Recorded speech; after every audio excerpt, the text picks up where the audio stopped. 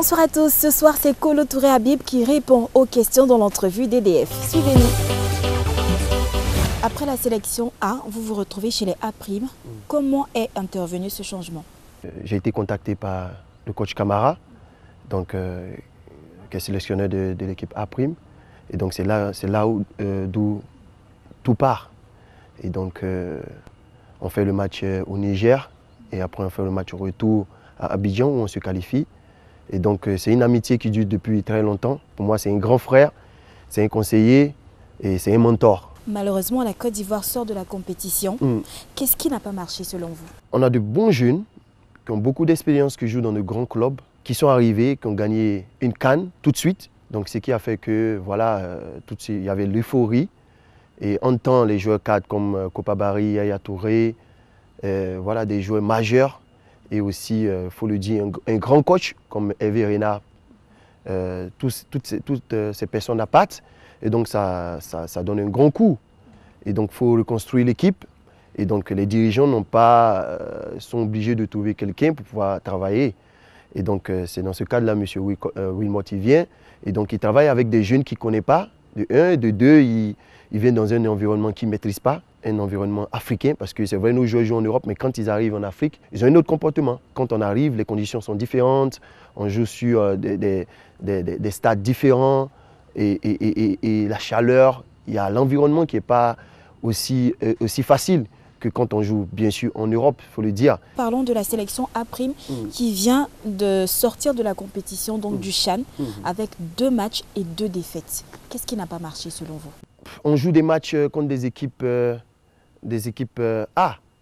Voilà, il faut le dire. Notre premier match, on joue contre la Namibie.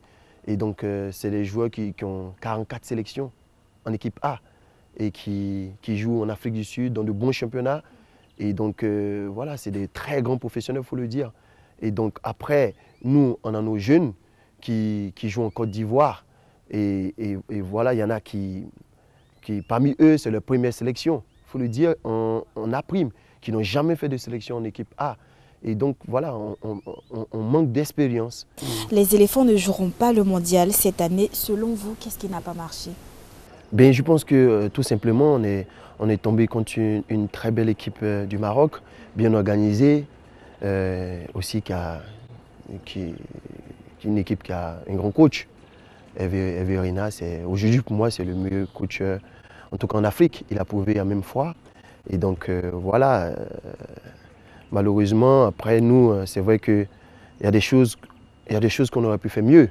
Voilà, après nos jeunes joueurs et l'encadrement, je pense que dont je faisais partie, on n'a pas su trouver les solutions pour pouvoir se qualifier contre une très très belle équipe du Maroc. Il n'y avait pas beaucoup de cohésion, il n'y avait pas cette entente-là entre les lignes, entre les joueurs sur le terrain. Parce que je pense qu'en dehors du terrain, il n'y a pas de gros problèmes. C'est des joueurs qui avaient déjà gagné ensemble, qui avaient une volonté de gagner. Mais après, on n'a jamais su trouver la solution sur le terrain. Donc, on n'avait pas une équipe soudée, collective, qui jouait avec les mêmes idées. Il n'y avait pas d'identité.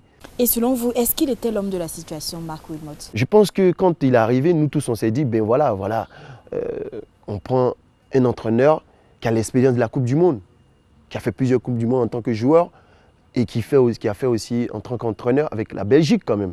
Et donc, tout le monde se dit, voilà, c'est quelqu'un qui va pouvoir mener notre équipe en Coupe du Monde avec beaucoup de facilité. Malheureusement, comme on a dit, on n'a pas regardé l'aspect aussi un peu à l'africaine parce que, comme je disais, entraîner une équipe africaine, ce n'est pas pareil qu'entraîner une équipe européenne ou de d'autres pays. Donc, c'est différent. Et donc, malheureusement, on s'est rendu compte sur ce point-là. Il a mentionné le fait qu'il avait les mains liées. Est-ce que c'est vrai? Ben moi, je ne sais pas. Hein. Moi, je sais pas. Moi, je suis venu aider. Et donc, moi, je ne sais pas. Yaya Touré a déclaré qu'il avait été peiné par le départ d'Hervé Renard. Est-ce que c'est votre cas? Ben, vous savez, c'est toujours difficile de perdre quand même un grand entraîneur comme Hervé Renard. Et donc, c'est sûr que voilà, il avait créé un groupe, il venait de gagner. Donc, c'était un moment difficile de le perdre. Mais comme je disais, voilà, c'est 2 parties qui se sont séparées.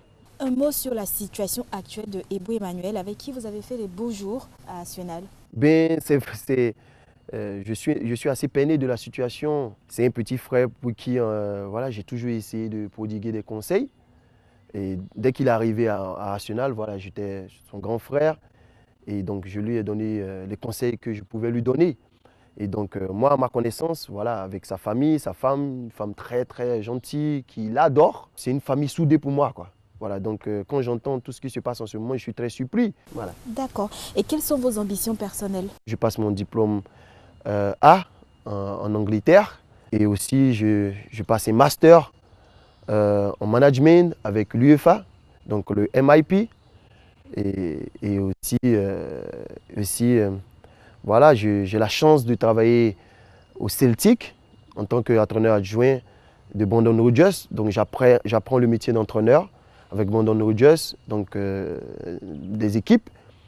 Et aussi, j'ai la chance de travailler pour l'équipe nationale avec un grand frère et un très très bon coach pour moi, qui est le coach Kamara Ibrahim. Merci de nous avoir suivis. C'était l'entrevue avec Kolo Touré Habib. Merci Eliane. À dimanche prochain. Bye. Ciao.